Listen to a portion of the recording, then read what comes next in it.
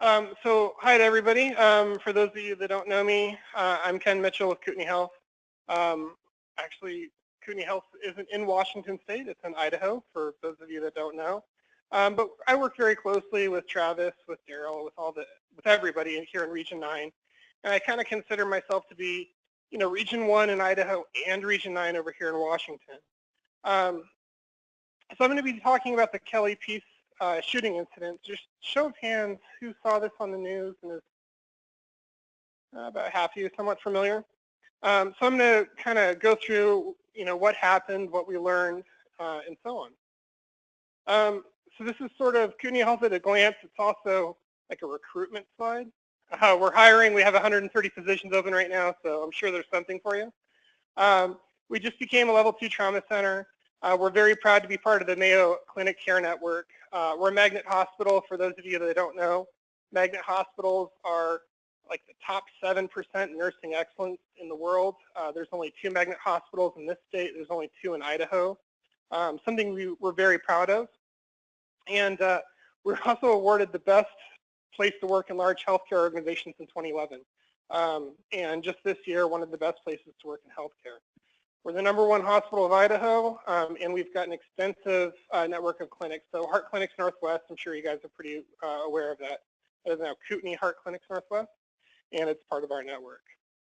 So I really wanted to show you guys this slide because I'm fairly new to Kootenai. I worked for Providence Health and Services for 13 years and came to work for Kootenai in November. And man, they got their money's worth out of me. So this is just a list of the incidents we've had this year. So it's been pretty busy, especially the month of January. We had an HVAC failure in our ICU where it just dumped a whole bunch of water onto poor patients on ventilators. There was the deputy shooting where we had a ton of officers show up to our hospital. 4th of July passed, we had a field amputation. That only happens twice a year in the entire country. Just logistics behind getting a surgical team out there to perform field amputation. Then the very next month, our roofs collapsed in our chemical dependency center. We had to move 30 patients who are detoxing off drugs and alcohol. March 8th was our hospital shooting incident, which I'll get into. I thought I was in the clear. We had the gastro clinic, suspicious odor and evacuation. And just last week, we found out that, and I'm sure a lot of you guys are hearing about this, we don't have any bicarb, so we had to make a huge effort into getting bicarb, which we just solved this yesterday. So yeah, they're getting their money's worth out of me. So the events leading to the homicide. So Kelly Peace was a nursing student that we had. She was, this was part of her second career. She wanted to become a psych nurse. And she was a student at North Idaho College, and she's been dating Stephen Denson, who's a 61-year-old with multiple run-ins with law enforcement. Just 2 weeks before this incident, we actually trespassed him from our hospital. He was very violent towards staff, really well known with our security team and also with the police department. So this is a picture of our campus taken not too long ago, a couple weeks ago. And what you see here is this blue building. This is called our Health Resource Center. So this is actually where we do all of our classroom teaching. We have a library there. We have a little sim cell built for different procedures. And basically, if you do anything in Kootenai Health for education, you show up to this building. You can kind of see our parking garage in the back. The main hospital is kind of behind this building. So March 8th, it was cold, it was snowy, and Kelly, who was in this vehicle here, you can barely see it, so I circled it, was headed after her rounds to go take some classes at the Health Resource Center.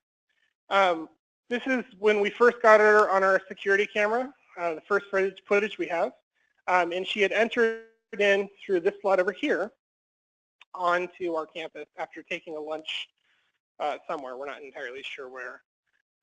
This other circle you see is Stephen's car. He had been following her and made a couple rounds around the parking lot and immediately followed her to the Health Resource Center where she had parked. So she had parked, and about 80 seconds later, here's Steven.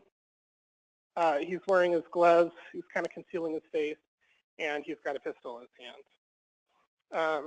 And he comes up to Kelly. This is kind of zoomed out a little bit, and this is when he shoots her. Very sad event. The crazy thing about this is the whole parking lot, we have people walking through it all the time. It's a very crowded place. The Health Resource Center is used really often by our staff on any given day. Probably a dozen or so classes. If you try to get a room there, you got to book it out months in advance. It's pretty tough. You'll also see right here, take a look at this red car, because in the next slide, there's that same red car. And up here, kind of blocked out a little bit, but this is an IT person. He was about 30 feet away when Kelly was shot.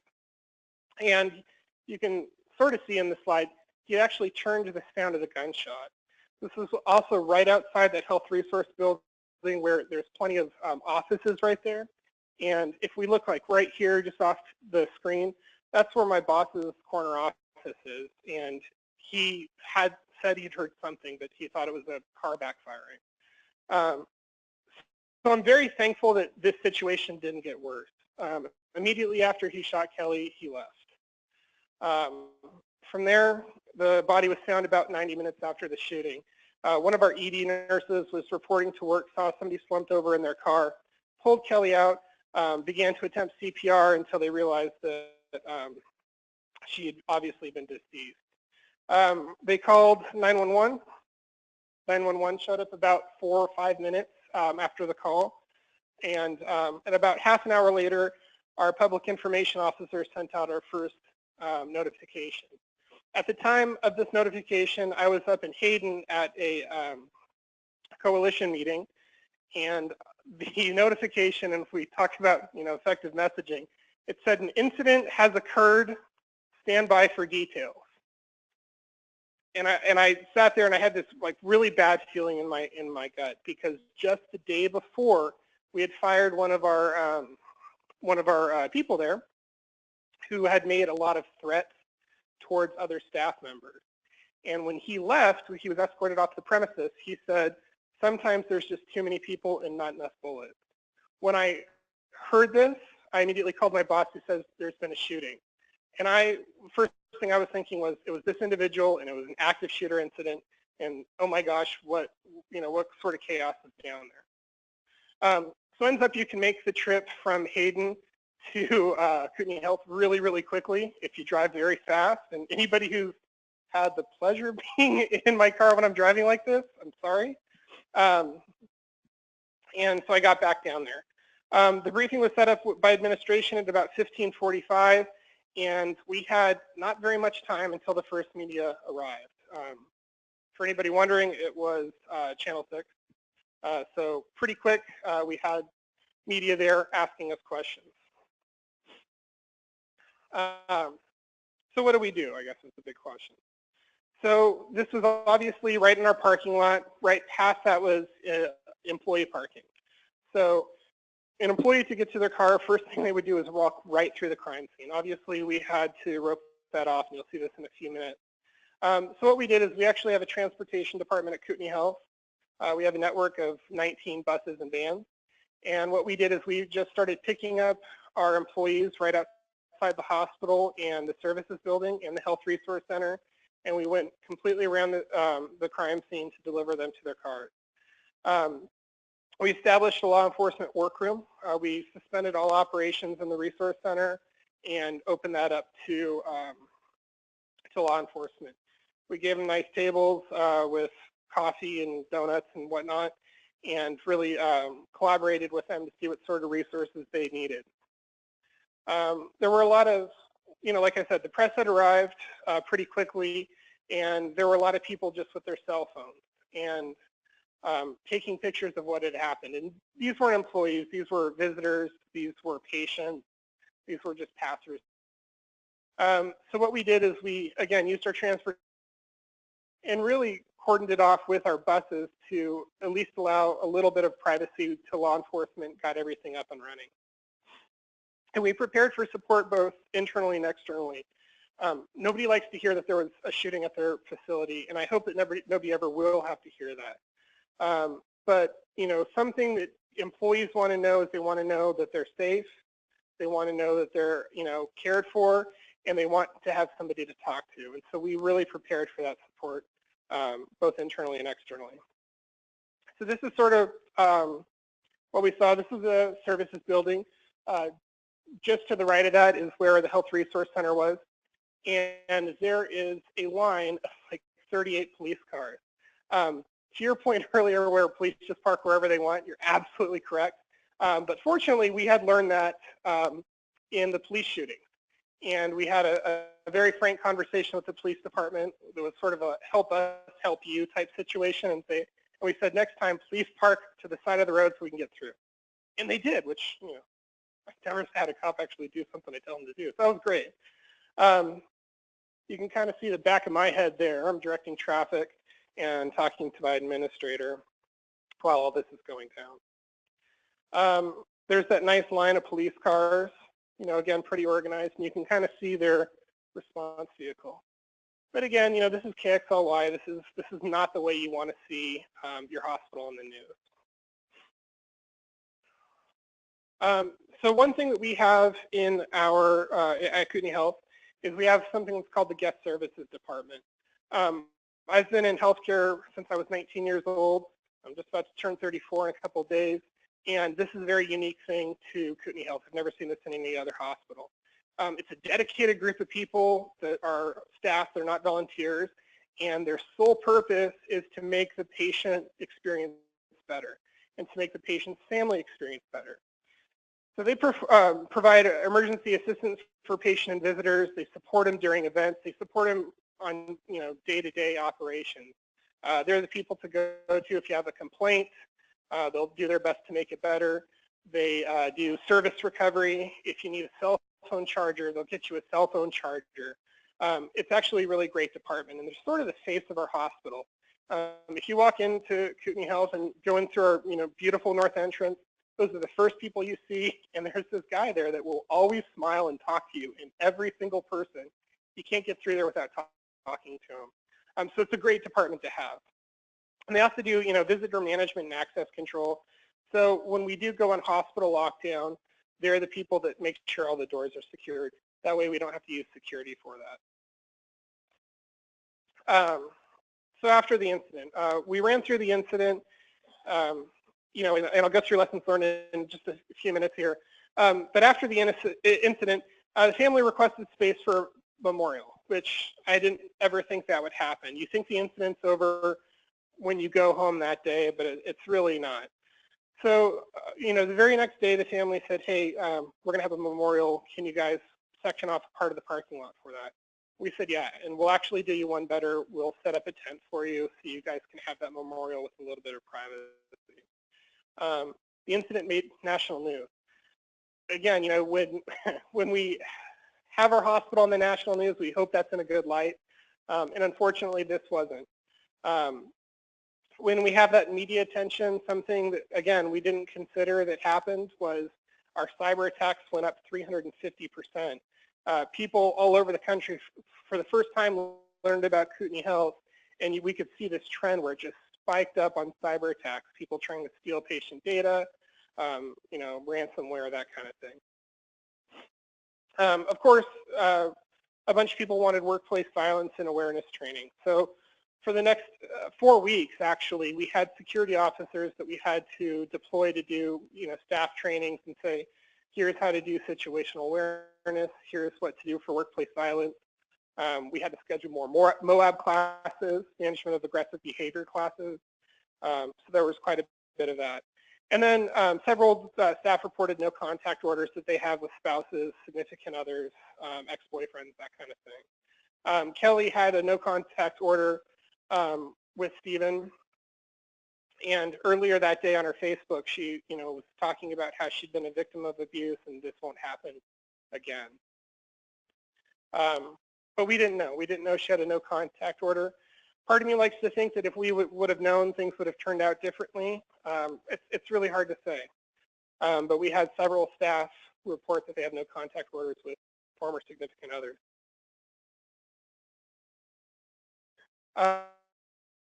2 weeks after the incident, we went ahead and set this up for them and made sure that they had a space where sit there and discuss and have that memorial. So effective communication is crucial. That initial message saying that there is an incident, stand by for further instructions, was rough. It made me get in a state of panic. It made a lot of people feel really uneasy that were actually there and heard that there was a shooter through muttering. The other piece of it is you're never going to get ahead of Twitter. When we looked at, there were so many people saying there was an active shooter, people saying the hospital was on lockdown, people saying that they don't feel safe, people saying that there's somebody threatening them, just tons and tons of misinformation. And it was really frustrating. When we can't get ahead of it, they're going to make up their own story. The other piece is, for better or for worse, we didn't appoint a liaison officer during the incident.